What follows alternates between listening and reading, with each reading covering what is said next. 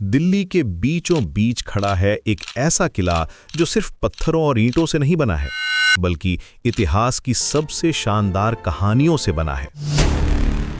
लाल किला, जिसे हम सब लाल किला भी कहते हैं, यह सिर्फ एक मॉन्यूमेंट नहीं है, ये हमारे देश की गौरवशाली परंपरा का जीता जागता प्रमाण है।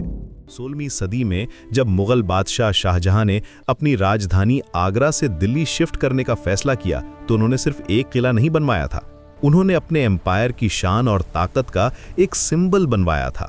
12 मई 1639 को शुरू हुआ था इस किले का कंस्ट्रक्शन और पूरे 9 साल बाद 6 अप्रैल 1648 को ये तैयार हुआ था। इस्लामिक कैलेंडर के पवित्र महीने मुहर्रम में शुरू हुआ था ये काम और खुद शाहजहां की निगरानी में ये मास्टरपीस बना था।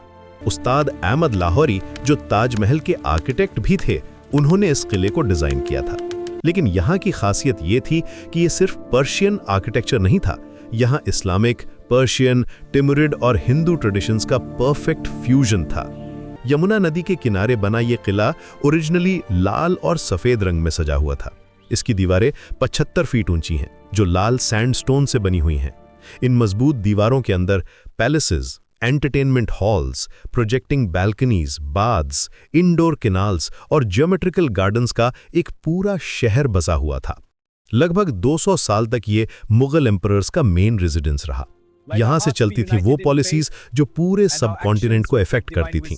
यहाँ होते थे वो दरबार जहाँ कलाकार, पोएट्स, स्कॉलर्स और ट्रेडर्स दुनिया भर से आते थे। ये सिर्फ एक पैलेस नहीं था, बल्कि एक पूरी सिविलाइजेशन का सेंटर था। हर सुबह यहाँ का रॉयल कोर्ट शुरू होता था, जहाँ जस्टिस से लेकर आर्ट तक, ट्रेड से लेकर डिप्लोमेसी तक सब कुछ डिसाइड होता था। लेकिन टाइम के साथ साथ इस किले ने कई उतार चढ़ाव देखे। 1639 में नादिर शाह के इन्वेजन के दौरान इसे बुरी तरह लूटा गया। वो सारे ज्वेल्स, आर्टवर्क और प्रेशियस आइटम्स जो यहाँ सेंचुरीज से कलेक्ट किए गए थे, सब कुछ ले जाया गया। 1857 के विद्रोह के बाद ब्रिटिश ने इसके कई मार्बल स्ट्रक्चर्स को डिमोलिश कर दिया। फिर ये एक मिलिट्री गैरिसन बन गया। उन दिनों ये किला अपनी पुरानी ग्लोरी खो चुका था। लेकिन असली मैजिक तो अगस्त 15, 1947 को हुआ, जब पंडित जवाहरलाल नेहरू ने इसी लाल किले की प्राचीर से तिरंगा फहराया और कहा था, at the stroke of the midnight hour when the world sleeps, India will awake to life and freedom. उस दिन से लेकर आज तक हर साल अगस्त 15 को यहाँ से प्राइम मिनिस्टर तिरंगा फहराते हैं। ये चॉइस बिल्कुल रैंडम नहीं थी, ये एक डिलिबरेट डिसीजन था कि जो किला कभी मुगल पावर का सिंबल था, वही आजाद भारत की सॉवरेनिटी का सिंबल बने। ये ट्रेडिशन सिर्फ एक सेरेमनी नहीं है, ये हमारे स्ट्रगल, सैक्रिफाइस और सक्सेस की याद दिलाता है। जब हेलीकॉप्टर से फ्लावर पेटल्स गिराए जाते हैं, जब 21 गन सलूट होती है, जब पूरा देश एक साथ नेशनल एंथम गाता है, तो उस मोमेंट में लाल किला सिर्फ एक हिस्टोरिकल मॉन्यूमेंट नहीं रह जाता, ये हमारी आज़ादी का सिंबल बन जाता है। उस दिन यहाँ सिर्फ पॉलिटिकल लीडर्स नहीं होते, बल्कि पूरे देश की आत्मा प्रेजेंट होती है।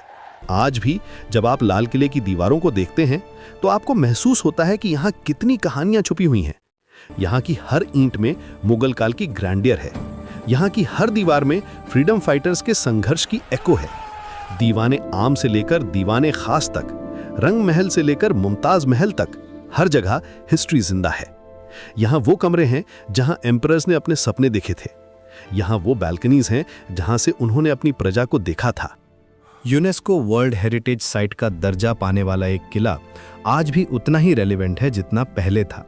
ये हमें याद दिलाता है कि हमारा पास्ट कितना रिच था और हमारा फ्यूचर कितना ब्राइट हो सकता है।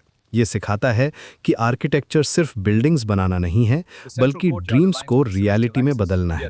यहाँ की हर स्ट्रक्चर एक कहानी कहती है, हर कॉर्नर एक लेसन देता है। लाल किला सिर्फ दिल्ली का प्राइड नहीं है, ये पूरे इंडिया की हेरिटेज है। ये हमारी यूनिटी इन डाइवर्सिटी का परफेक्ट एग्जाम्पल है। यहाँ मुगल आर्किटेक्चर में हिंदू एलिमेंट्स हैं, यहाँ पर्शियन डिज़ाइन में इंडियन टच है। ये दिखाता है कि हमारी कल्चर हमेशा से इंक्लूसिव रही है। ये प्रूफ है कि भारत में हमेशा से डिफरेंट ट्रेडिशंस एक साथ फ्लरिश करती रही हैं। आज जब हम विकसित भारत का सपना देख रहे हैं, तो लाल किला हमें इंस्पिरेशन देता है। ये बताता है कि अगर हमारे एंसेस्टर्स इतनी ब्यूटीफुल और स्ट्रॉन्ग चीज़ें बना सकते थे, तो हम भी अपने फ्यूचर को उतना ही शानदार बना सकते हैं।